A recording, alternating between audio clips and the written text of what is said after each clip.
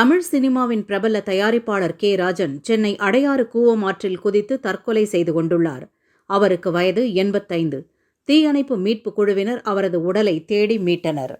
K. Rajan சில காலமாக குடும்பத்துடன் தொடர்பு இல்லாமல் தனியாக வசித்து வந்ததாக தெரிகிறது.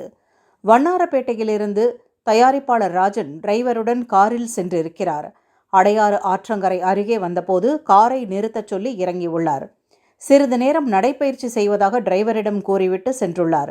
பின் திடீரென பாலத்தின் மீது இருந்து அடையாறு ஆற்றில் குதித்து உயிரை மாய்த்து கொண்டார். இந்த முடிவுக்கான காரணம் குறித்து போலீசார் விசாரிக்கின்றனர்.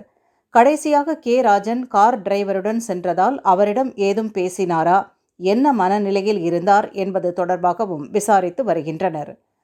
தமிழ் சினிமாவின் மூத்த தயாரிப்பாளரான கே. ராஜன் 1983 வெளியான பிரம்மச்சாரிகள் படத்தின் மூலம் தயாரிப்பாளராக சினிமாவில் காலடி எடுத்து வைத்தார். மகன் பிரபுகாந்த் நடித்த அவள் பாவம், நினைக்காத நாளில்லை மற்றும் டபுள்ஸ் உள்ளிட்ட சில படங்களையும் தயாரித்துள்ளார்.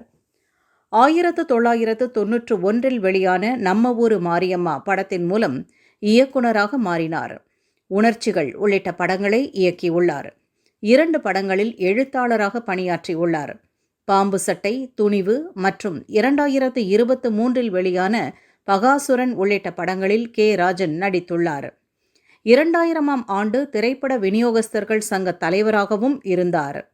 திரைப்படத்துறை சந்திக்கும் சவால்கள், தயாரிப்பாளர்களின் நஷ்டங்கள், திரைத்துறை முறைகேடுகள், நடிகர்களின் அதிகப்படியான சம்பளம் குறித்து ஒளிவு மறைவின்றி மேடைகளிலும் பேட்டிகளிலும் தடாலடியாக பேசுபவர் கே. ராஜன். அவரது இந்த துயரமான முடிவு திரைத்துறையினரையே சோகத்தை ஏற்படுத்தியுள்ளது.